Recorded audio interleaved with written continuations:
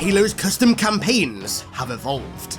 Today, we have some awesome stuff to dive into, including a specific genre of custom campaign that I have been dying to see for a very long time that has finally come to fruition. So let's waste no time and jump in. So to begin, we have a mod that would make all of those who worked on Halo 2 at Bungie proud. Last year, the DivSite team released a very bare-bones but playable version of the famously cut Halo 2 level, Alpha Moon, which was originally an Arbiter level in which you chased the heretic leader to his stronghold on the nearby moon of Basis. The level was fun, but it felt very incomplete. Well, this mod seeks to change that. Welcome to Alpha Moon with Sprinkles by Sergeant Stacker. This turns Alpha Moon from what felt like an idea for a level that was obviously never complete into a near full-blown, thought-out and intensely designed level. And the main way that it does that is by fleshing out the Heretic faction. Now, the Heretics, their lore, their aesthetic, and their overall design were one of my favourite bits of Halo 2, but I always felt like they were massively underdeveloped. Not anymore though. The Heretic faction now rightly contains hunters and jackals, but no brutes or drones. And why is that? Well, that's because the brutes and the drones weren't in the Arbiter's fleet that left the Covenant troops behind in Alpha Halo that would later become the Heretics. This is a really cool detail which is even taken a step further with the vehicles as well. We're going to come to this in greater detail soon, but the Heretics now have their own entire vehicle sandbox, and where applicable, their versions of vehicles are the Halo 1 versions. But going back to the Heretic Jackals and Hunters, they also have a load of variants as well.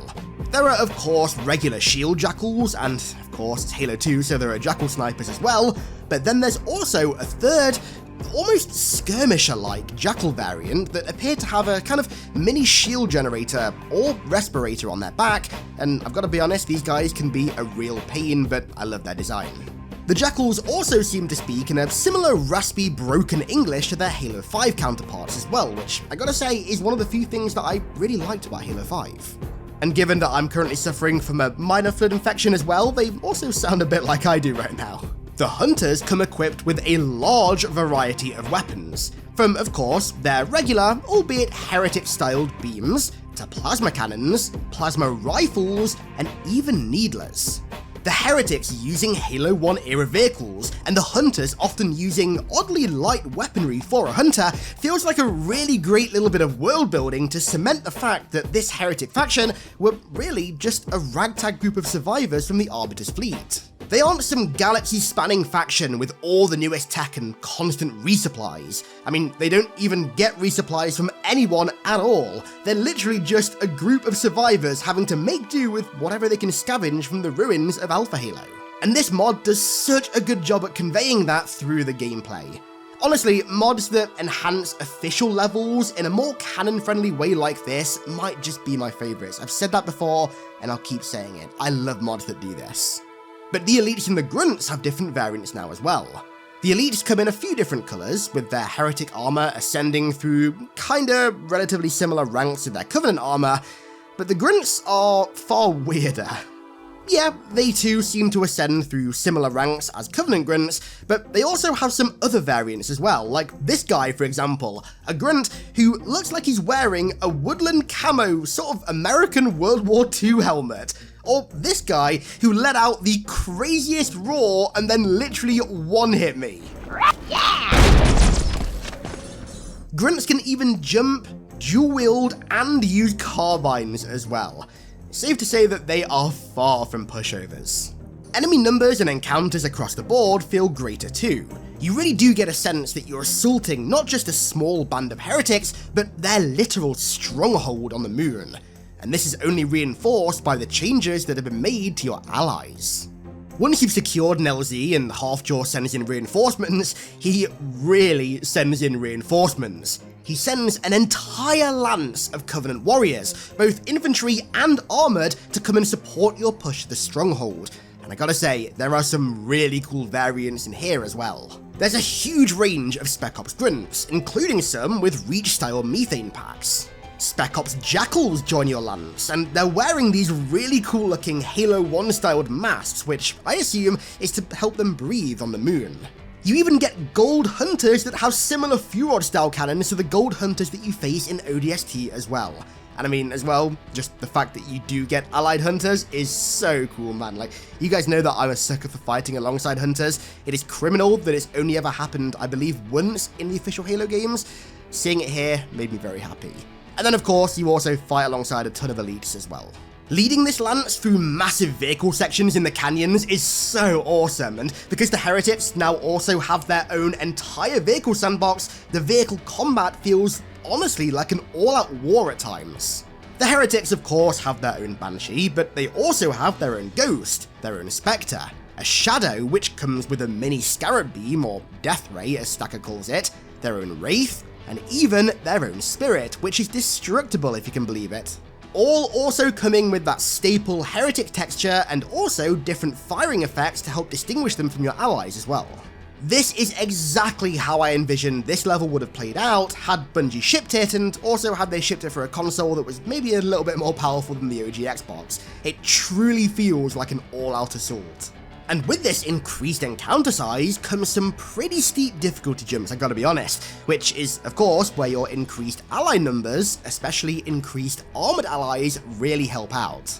Once you've breached the, I don't know, gatehouse of the stronghold, I guess, you then move through this tight ravine that the heretics have made into a kill box, which you absolutely need allies to help you push through. I mean, seriously, this is the shade kill box of all shade kill boxes. The heretics knew what they were doing when they armored this area up, good god.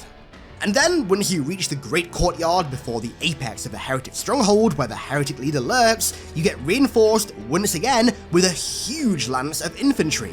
And the way that they get revealed does feel quite cinematic, having them just march onto the battlefield right before you. All in all, this is the definitive way to play Alpha Moon. Stacker's Halo 2 Sprinkles mod adds so much depth to the enemies, to the encounters, and the level overall that just helps to bring it far more in line with the lore, even on cut levels like this. The heretics feel like their own bona fide faction now. That alone is worth trying this mod out for. The link is of course in the description. So unfortunately, the only way to experience mods like these, right now at least, is on PC. So if you want to take the dip and treat yourself to a gaming PC, well, look no further than my flood-themed PCs made in partnership with Apex Gaming PCs. From the Pure Form to the Gravemind and the Primordial, we've got a build of all levels of power and price point for you to choose from, fit perfectly to blast the finest Halo mods for your heart's content. Just head to the link in the description and pick one of these bad boys up today.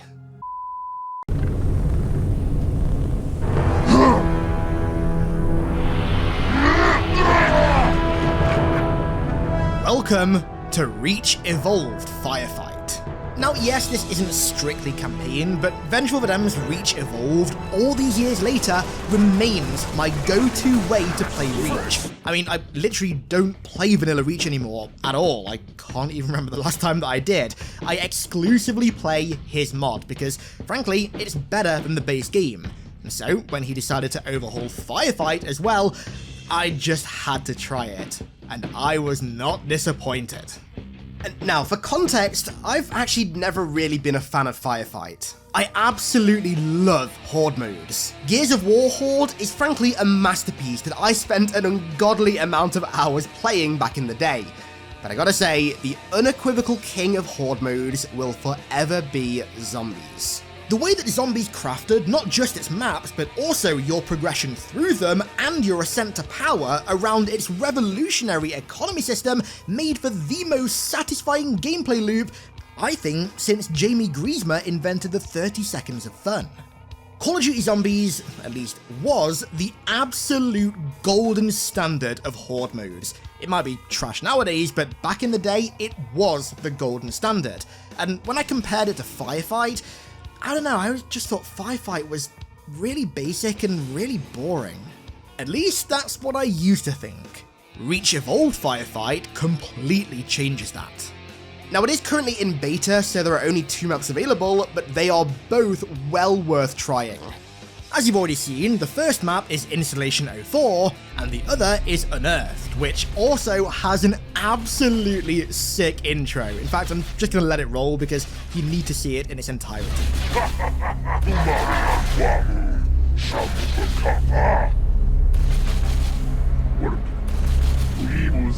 Joashuack. Sei unser Isupu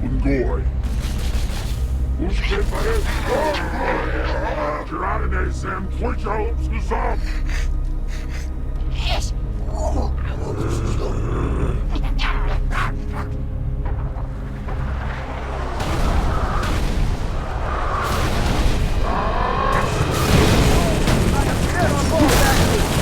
See what I mean? How cool is that?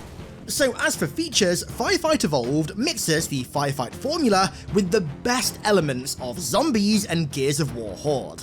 Points now actually have a purpose. Your points are your currency, and scattered across the map are a ton of buyables, ranging from personal upgrades to defenses, reinforcements, utilities, kill streaks, and even buyable endings. This one single change adds so much depth to the mode because the points that you're earning aren't just hollow numbers now, they have actual meaning.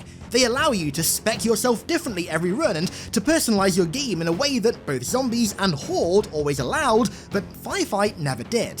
That was one of my biggest issues with Firefight. It never really felt different between playthroughs. Every playthrough just kind of felt the same. Whereas with Horde, and in particular Zombies, there was so much variation between every run. You bought different perks, you opened doors differently, you pack-a-punch different guns. There was so much variation, and Reach Evolved finally brings that level of variation to Firefight.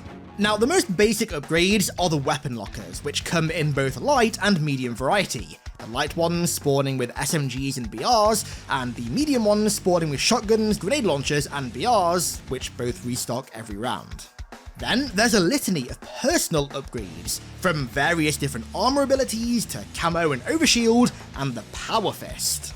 Then there are the buyable vehicles, which right now are limited, mostly at least to Unearthed. You can hijack Banshees and have Warhogs dropped off on Installation 04, but the only buyable vehicles, at least as far as I could tell, are on Unearthed. You can spawn a Rocket Hog, but if you make it to, I think it was round 3, you unlock the ability to pay to upgrade it to a Gorse Hog, and then also spawn a Scorpion in as well.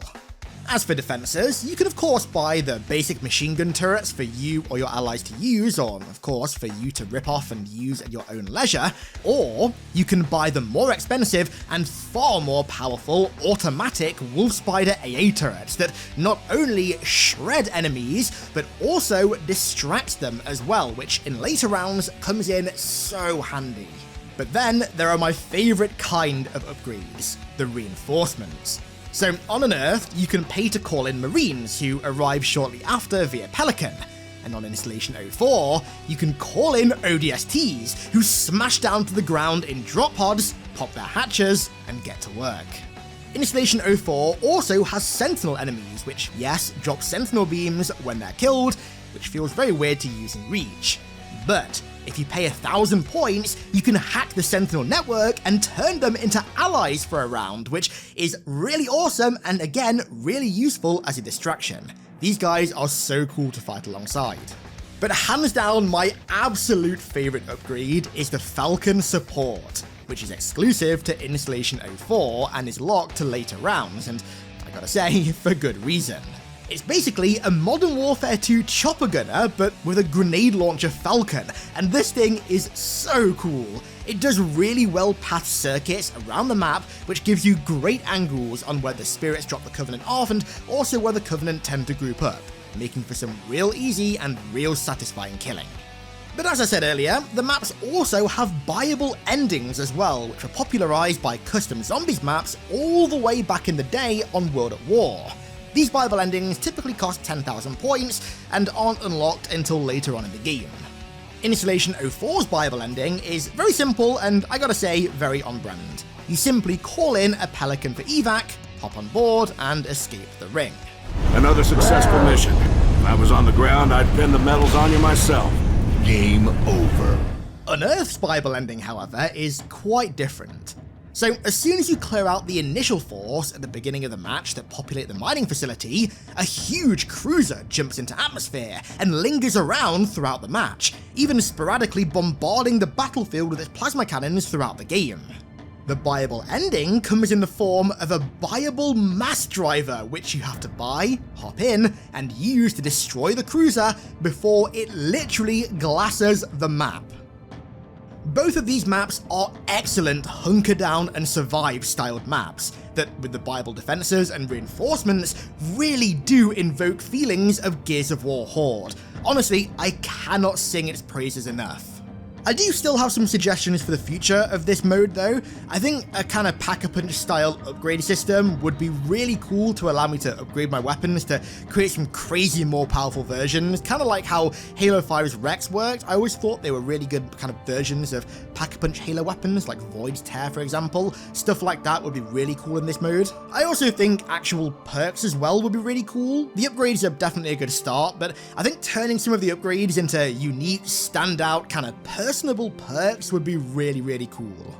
And I know both of those bits of feedback are very zombies coded, and I gotta say this next bit of feedback is even more zombies coded, but there's a reason for that. I'd love it if maybe on 1 or 2 maps in the future, you had to progress through the map by buying doors or spending points to clear debris that blocks the way. Because in zombies, buying doors and doing stuff like that, although it seems like a very simple feature, it creates such a cool in-game progression story, which I think Firefight would massively benefit from. Overall, Reach Evolved Firefight is an absolute must-play for any fans of zombies, fans of Gears of War, or fans of Firefight. Vengeful Vadam has once again killed it with this extension of what is his already S+ tier Reach campaign and sandbox overhaul mod. Links to download the mod and also to sub to his channel are down below in the description. On top of making banger mods, Vadam also makes banger videos as well, so if somehow you aren't already subbed, go and drop him a sub right now, you won't regret it. So, for this next mod, I'm not going to tell you what it is, I just want you to take a look at what I'm playing. Take a look at these corridors and rooms. Take a look at this staircase. Take a look at this cafeteria. Notice anything off? Ladies and gentlemen, welcome to the Mirror of Autumn by the legendary Altus94. Now, I've been playing Halo 1 since 2002, and I'd even go as far as saying that I've probably played Halo 1 on about 60% of the days since then, so 60% of the days in 23 years. So it's fair to say that I know this entire game like the back of my hand. But this mod really caught me off guard. Mirroring an entire level isn't anywhere near as easy as it sounds. I forget who it was, but I actually remember reading a developer talking about doing this a while back for some other game or project or mod or something, and they basically said that it's nowhere near as easy as just right-clicking the geometry and hitting horizontal flip. You basically have to rebuild the entire level, but kind of in reverse, and then also factor in making sure that scripted events are realigned, making sure that AI still works properly, making sure that trigger zones are in the correct place, etc, etc. So clearly it takes a lot of work, and in doing this work, Altus has managed to completely break my muscle memory. The level of muscle memory that I have for Halo 1 is so tremendously high that I honestly think I could beat almost the entire game with my eyes closed. I mean, I've played this campaign, I'm not even kidding, probably 700, 800 times. So to go from that level of muscle memory to all of a sudden turning the wrong way at the end of a hallway, or hell, not even knowing which tunnel to take anymore, I've got to say was quite liberating. It didn't feel like playing the level for the first time again, I'm not going to go that far, but it did make the level feel incredibly fresh, which after 23 years of constant playing, honestly feels like a blessing. It's, in a way, the kind of level equivalent of Uncanny Valley, to be honest. Give Mirror of Autumn a shot, I can promise you that something so simple really does have such a strong effect on your muscle memory. If you've played Halo 1 even half as much as me, I guarantee this mod will blow your mind. So this next one is called Close Combat by SpicyDogs9061, and I'm only going to mention it briefly because it's, well, very short and very simple, but I gotta say, even despite that, I really enjoyed it. So as the name implies, it's a CQC focused Halo 1 level, designed based on a cut map from the Gearbox port of Halo on PC that last year the Dig Site team, long may they rest in peace, found. Now, Gearbox actually designed a bunch of brand new original textures solely for this map, but of course the map never shipped and so those textures were never used. That is, until now. So Spicy Dogs took that cut map and turned it into a brief level that honestly kind of feels like it was designed with the same kind of design philosophies as pre-Halo 1 PC FPS games, which I know sounds like a really oddly specific description, but if you played PC FPS games before Halo 1, then you probably know what I'm talking about. It kind of feels like Marathon, but actually properly 3D. Give it a shot.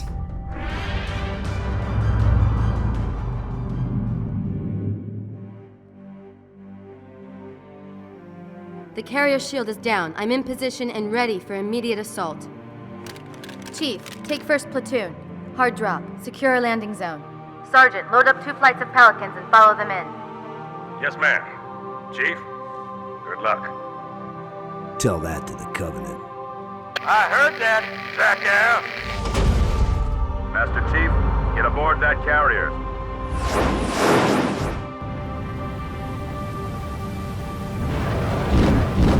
Chief, you got Covenant AA. Understood. Welcome to what I hope is the first of many custom Halo 2 levels to come.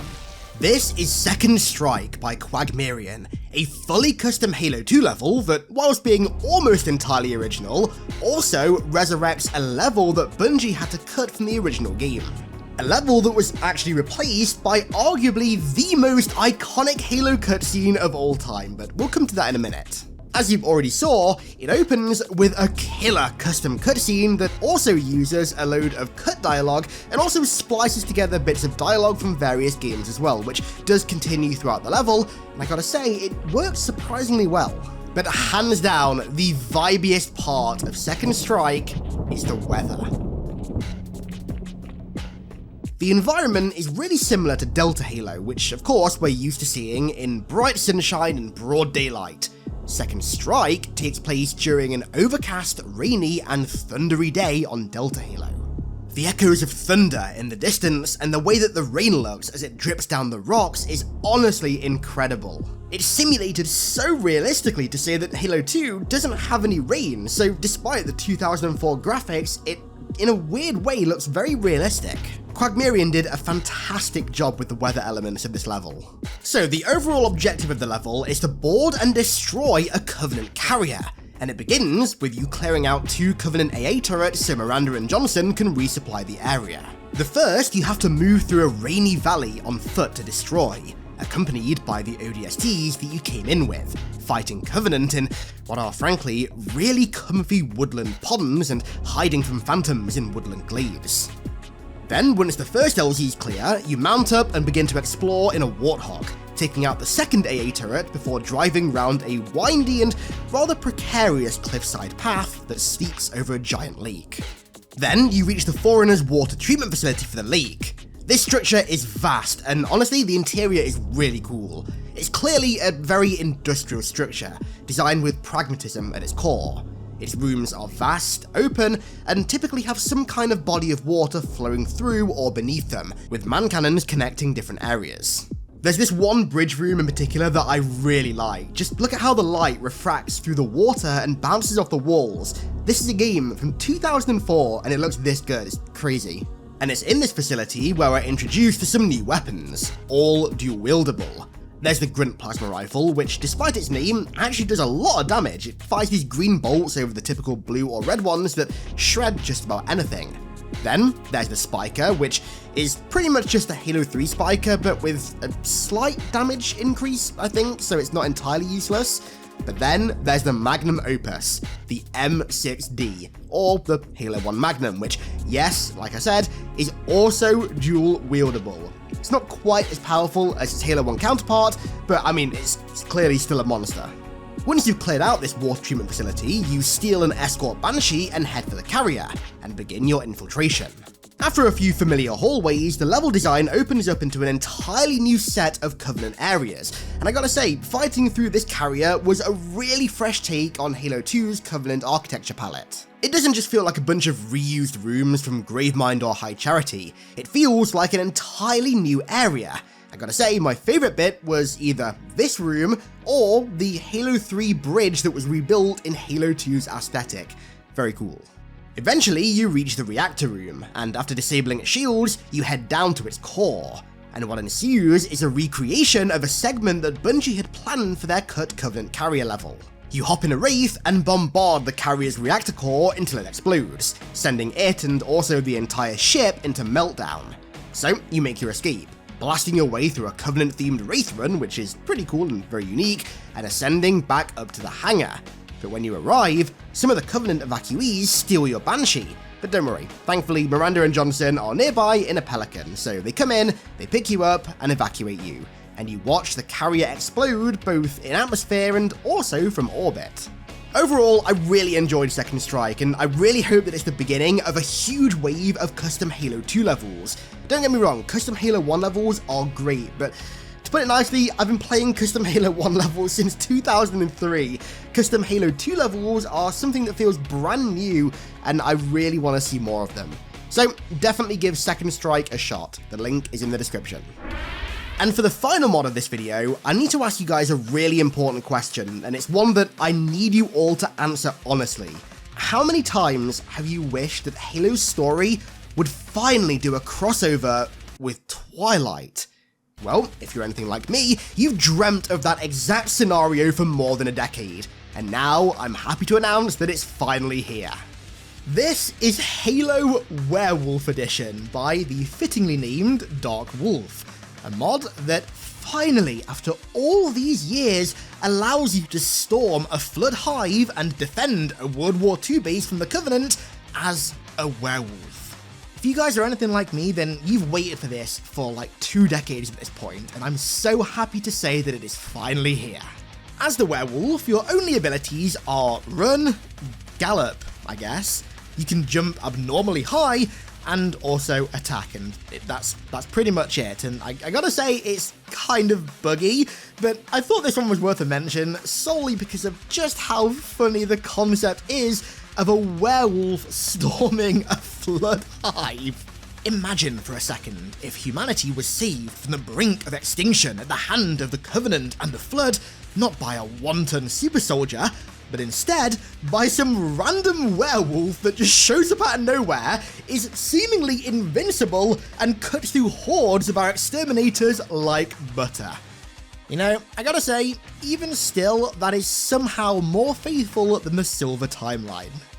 There are only 3 levels for this mod, and yeah, the gameplay's pretty buggy, but I can recommend you try it out solely for just how absurd the idea of a werewolf repelling the Flood invasion of Voy is. You won't regret it. At least, I don't think you'll regret it. So that does it for yet another Halo custom campaign, custom level, and kinda just cool Halo mod showcase video. I really hope you guys enjoyed, and like I said throughout the video, links to download all of these mods and to their creators can be found down in the description. So I want to give a huge thank you to VadanGW for becoming a new iconic one over on Patreon. My dude, welcome back, good to see you back. Thank you very, very much for the support. And of course, thank you all so much for the support over there as well. And thank you all so much for watching. I really do appreciate it. And I'll catch you all in the next one.